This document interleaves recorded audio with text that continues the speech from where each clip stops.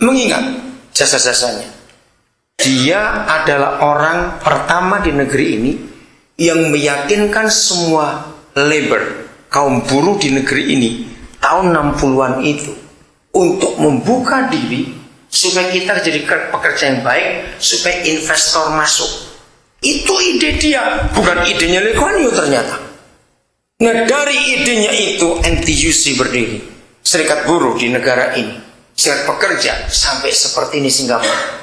Negara nggak punya sumber daya alam, nggak punya nature resource, tapi bisa begitu hebat. Ternyata orang ini otaknya. Saya baru baca kemarin tentang hidupnya, hebat. Nah, di antara sekian anaknya, hanya satu anak perempuan yang terakhir yang jadi MP juga di negeri ini. Dia ngerti apa yang mau dicapai oleh Singapura dan dia kerjakan. Nah, maka itu saudara, orang bodoh buat papa di surga bukan orang yang tidak sekolah, tapi orang yang tidak mengerti apa kehendak papa. Atau kalau saya baca pakai istilah Mazmur 139, orang bodoh di hadapan papa adalah orang yang nggak tahu destiny-nya itu apa. Kita harus tahu sebab sebelum kita lahir, papa sudah buat itu. Ratapan pasal pertama, Lamentation. Setelah kitab Yeremia, Lamentation. Coba kita lihat. Ratapan pertama ayat yang ke-9. Kenajisannya melekat pada ujung kainnya. Ia tak berpikir akan akhirnya. Sangatlah dalam ia jatuh. Tidak ada orang yang menghiburnya. Ya Yahweh, lihatlah sengsaraku, karena si seteru membesarkan diri. Nah, di dalam New King James, saya nggak tahu NIV, kalimat ia tak berpikir akan akhirnya itu ditulis she didn't consider her destiny. NIV bilang itu juga, di official. Pastor Simon, her destiny. Nah, waktu itu Israel ditegur oleh Tuhan lewat Yeremia. Kenajisan melekat. Siapa namamu yang saksi Jeru? Oke. Kenapa tadi Jerusa bisa berkata 4 tahun yang lalu ada satu kata najis yang dia pakai? Mari kita teliti ayat ini. Kenajisannya melekat pada ujung kainnya. Ketika ia tidak berpikir akan akhirnya, she didn't consider her destiny. Saya berikan contoh ini, saya belajar ini dari pendeta Jonathan Patiasina. Waktu dia ngomong bagus. Saudara bayangkan kalau suatu hari istri saudara mengandung anak ketiga. Ya, anak pertama sudah lahir, misalnya cewek, perempuan. Anak kedua lahir, anak laki. Waktu mengandung anak ketiga, ternyata ada beberapa orang yang saling tidak kenal, tapi mimpi yang sama bahwa anakmu yang ketiga ini akan jadi presiden nanti. Bahkan nggak cuma 5-10 orang yang berkata destiny anakmu yang ketiga ini presiden. Kira-kira mama papanya, si mama lagi mengandung, lalu suaminya, papanya anak itu, begitu mamanya sakit waktu mengandung, dia santai-santai atau panik? Kenapa harus panik? Ada presiden di situ, ada presiden, jangan sampai mati ini. Betul, ada presiden. Kalau jalan harus hati-hati, jangan sampai jatuh presiden itu. Betul, dijaga. Waktu mau melahirkan, cari rumah sakit yang terbaik, cari dokter yang terkenal, karena ini presiden mau lahir. Begitu lahir, beda nggak penjagaannya dengan anak-anak yang lain? Pasti beda. Begitu anak baru sakit dikit, jangan sakit ini presiden ini. Waktu mulai sekolah, anak namanya anak kecil, nggak mau sekolah, nggak bisa. Presiden kamu harus sekolah. Ngerti saudara? Nah, kalau masing-masing kita tahu destiny kita, hidup itu nggak akan najis. Saya nggak tahu Pastor Stephen kenapa gereja ini namanya bagus, New Destiny Fellowship International. Saudara, ketemu siapapun juga dalam hidup kita. Ya, ketemu siapapun juga. Yakinkan orang itu Kristen maupun bukan. Bacakan ayat ini kepada orang itu. Apalagi kalau kita ketemu orang-orang yang nasibnya jelek sekali. 11 kali masuk penjara misalnya. Wih, banyak betul, 11 kali. Hidupnya hancur-hancuran, kawin 4 kali, gagal terus juga. Bisa mau kawin ke 5 kali lagi. Misalnya begitu. Nah, bacakan ayat ini. Destinimu itu luar biasa. Karena sebelum kamu lahir, Tuhan sudah menuliskan diary. Saudara, ini hebat sekali. Oke. Ayat mana yang akan menolong kita bahwa semua destiny yang dari Tuhan itu yang sempurna, yang baik? Yakobus 1 ayat 17, sebelum Petrus, setelah kitab Ibrani, setelah Hebrews. Every good gifts and every perfect gift. Ya, jadi nggak ada yang celaka, nggak ada yang rusak. Setiap pemberian yang bagus dan anugerah yang sempurna. Lanjutkan, Pastor Stephen. Is from above. Ya, dari Papa. Down from the Father of light. Ya.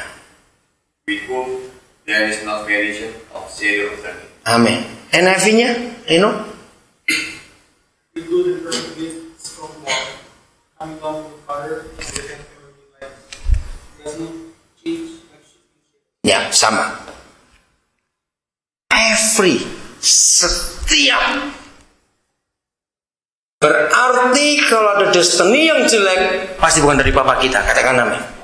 Sebab yang dari Papa, yang di atas, yang tidak punya perubahan walaupun ada bayangan, dia terang. Itu setiap pemberian yang baik dan anugerah yang sempurna datang dari dia. Jadi buku hari yang dia buat itu selalu yang sempurna. Ingat Yusuf di Mesir, fakta yang dihadapi adalah kehancuran. Bagaimana dia punya masa depan? Dia dipenjara seperti itu karena difitnah. Yusuf tidak punya uang untuk bayar lawyer buat membela dia.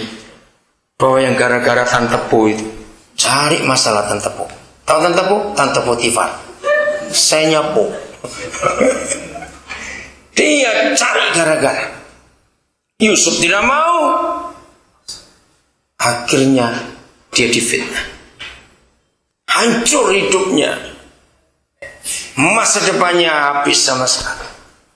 Tapi Yusuf tahu destininya bukan di penjara. Destininya adalah di tahta raja. Sebagai pemimpin hebat, maka itu dia rileks. Walaupun tidak tahu apa-apa. Coba salah seorang baca Mazmur 105. Ayat yang ke-18. Bagaimana Yusuf dipenjarakan. Atau mulai 17. Mazmur 105 ayat 17-18. Coba kita lihat. Jadi beritahukan kepada teman-temanmu yang nasibnya jelek, hancur sudah. Tapi kalau kamu mau kembali kepada diary-nya Tuhan, yang dia tulis untuk kita masing-masing saat kita belum lahir, destiny itu luar biasa. Udah? Ayo baca salah seorang ayat 17. Indonesia boleh, Inggris boleh. Ayo cepat.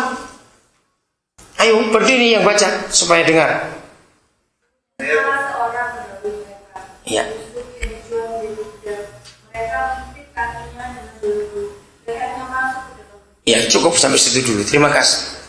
Diutusnyalah seorang bernama Yusuf untuk mendahului mereka. Tapi lihat posisinya. Kakinya diapakan? Rino bacakan Inggrisnya. 18. They bruise his feet with shackles. Shekels. Terus? Snap his foot in iron. Ya. Layarnya masuk ke dalam besi. Lebih dari anjing dia. Betul tidak? Tapi destininya ayat 19. Bacakan ayat 19. Rino, please. Somebody foretold. Nah, foretold, katakan itu.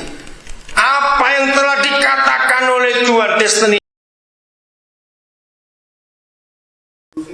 Nah, ketika the word of the Lord fulfilled. Ketika firman itu digenapi, destiny itu dituliskan, engkau tidak akan terus di situ. Engkau itu raja. Waktu kembali pada kungfu panda tadi, pandanya gak percaya. Bagaimana Gus Gendut ini bisa silat?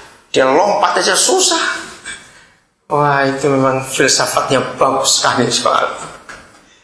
Maka itu saudara, sebetulnya di dunia ini gak ada orang celaka, tidak ada. Kalau sampai ada orang yang celaka itu karena dia buat sendiri. Istilahnya begini, jangan sampai ada train, tahu kereta itu train jalan di freeway, gak lucu. Ngerti maksudnya? Train itu destininya ya di rel itu, betul? Nah, kalau destiny yang Papa kita buat itu begitu baik, begitu sempurna, every perfect gift come from above, dari Papa. Jadi masalahnya, apakah hari ini saudara dan saya mau berkata not my will but your will be done? Kalau itu hati kita, percaya destiny kita itu luar biasa. Saudara, ayo kita jujur, siapa suka berontak kepada Tuhan? Ketidaksabaran kita yang membuat kita selalu kalah. Saya senang melihat kata bahasa Inggris long suffering. Itu kata tidak enak sekali. Suffering kok long? Betul? Maka itu Yusuf itu long suffering. Dia tahan dalam penderitaan karena dia tahu di balik itu semua ada hal yang luar biasa. Kalau kita mau, kita akan mengalami kemenangan. Mari kita menghampiri Bapa kita yang